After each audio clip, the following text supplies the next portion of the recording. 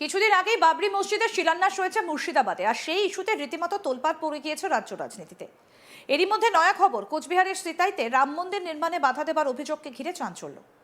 পাল্টা সরকারি জমিতে বেআইনিভাবে নির্মাণের অভিযোগ প্রশাসনের। সিতাইয়ের বালাপুকুরি এলাকায় রাম মন্দির নির্মাণকে কেন্দ্র করে ছড়ালো চরম উত্তেজনা। স্থানীয় সূত্রে খবর, যে জমিতে রাম মন্দির নির্মাণের উদ্যোগ নেওয়া হয়েছিল সেটা সরকারি খাস জমি।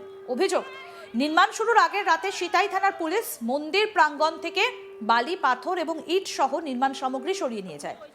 পরদিন সকালে মন্দিরে প্রবেশ এবং নির্মাণ কাজ শুরু করতে গেলে পুলিশ বাধা দেয় বলেও অভিযোগ। সেই ঘটনাকে কেন্দ্র করেই ক্ষুব্ধ রাম ভক্তরা বিক্ষোভে সামিল হন।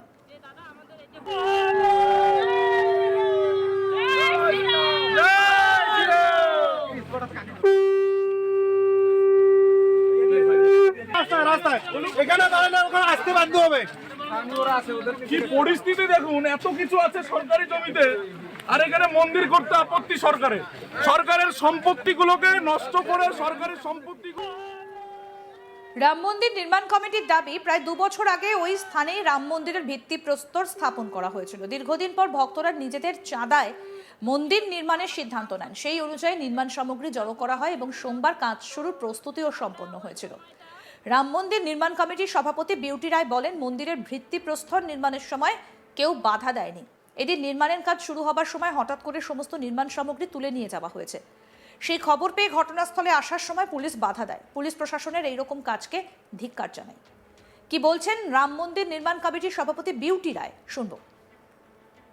অভিযোগ আমরা করব, ঠিক আছে? আমরা সকলে মিলে দেখতে আসলাম।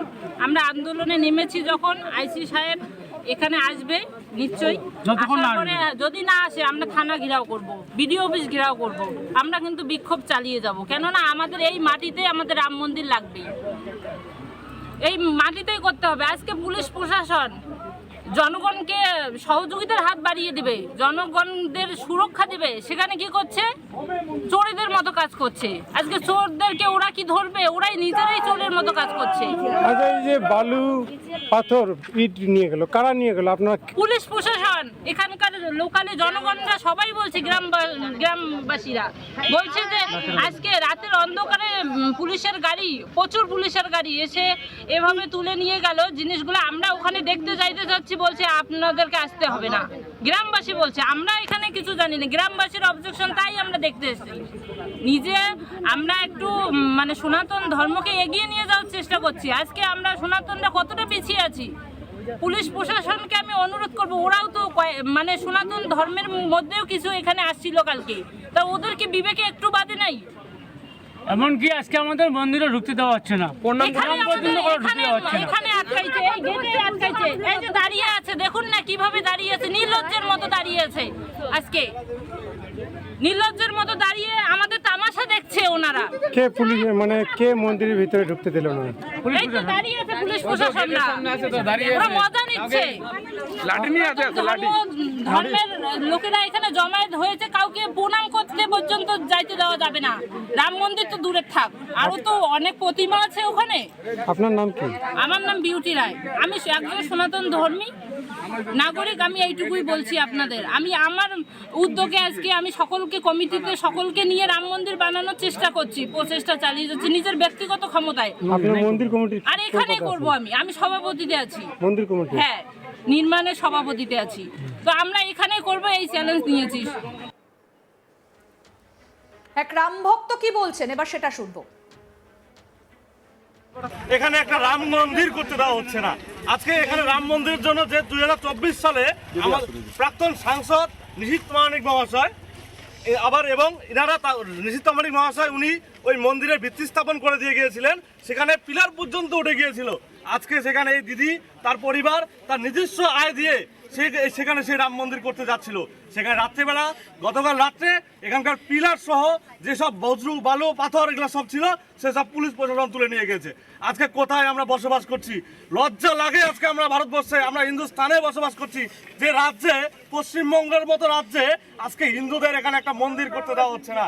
আজকে এই দিদি, সেই দিদি যে যার উদ্যোগে আজকের এই মন্দিরটা সম্পূর্ণ হতো, আজকে তারা এসে দেখছে তাদের নিজের টাকার বালু পাথর চলে গেছে, তারা পুলিশ প্রশাসন নিয়ে চলে গেছে।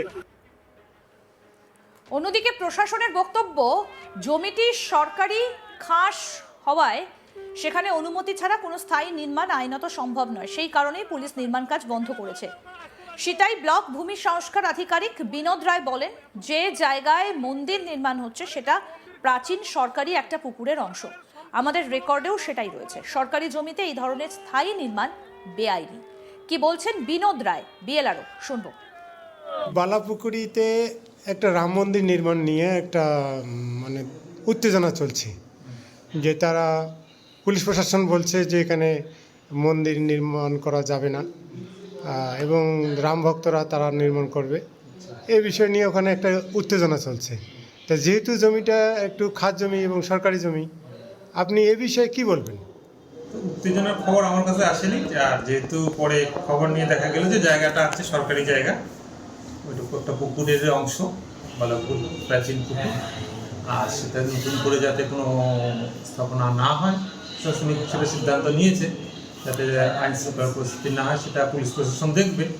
আর আমাদের রেকর্ডও বলছে সেটা হচ্ছে সরকারি জায়গা, সেই সরকারি জায়গাতে কেউ যাতে অবৈধভাবে কোনো কিছু নির্মাণ করতে না পারে, সরকার থেকে সে সিদ্ধান্ত নিয়েছে যাতে নতুন করে কোনো কিছু স্থায়ী কাঠামো না তৈরি হয়। এই ঘটনাকে কেন্দ্র করে রীতিমতো চাঞ্চল্য ছড়িয়েছে এলাকায়। স্থানীয় বাসিন্দা ফুলবালা বর্মন কি বলছেন, শুনবো। আজকে রাত্রি অন্ধকারে তখন 11টা বাজে, অনেক গাড়ি মেলা, তারপরে সামনে বিড়ি দেখি বাড়ির থেকে মেলা পুলিশের গাড়ি, তারপরে আরো খাই খাইলে তো আমরা চিনি না বাংলা মানুষই। তারপরে আইতো কিছুক্ষণ পরে তারপরে জেসিবি আসিল, তারপরে যে ট্রাক্টর গুলি আসিল, ট্রলিগুলি এসে কি করলো? জেসিবি দিয়ে ওই যে মালমাত্রা তুলিয়া ট্রাক্টর তুলি, মালমাত্রা বলতে ইট, পালা,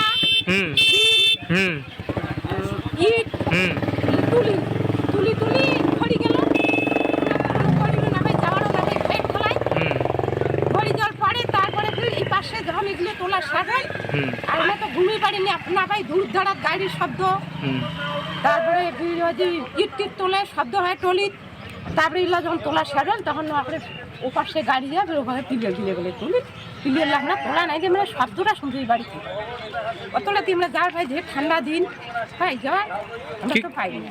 এই জায়গাটার নাম কি? এটা তো এই রাস্তা এই পেছন থেকে ভাড়ালি, মানে রাস্তার ওই পেছন থেকে ওখানে হলে চামটা অঞ্চল, জায়গাটার নাম বোধ হয় বালাপুরি।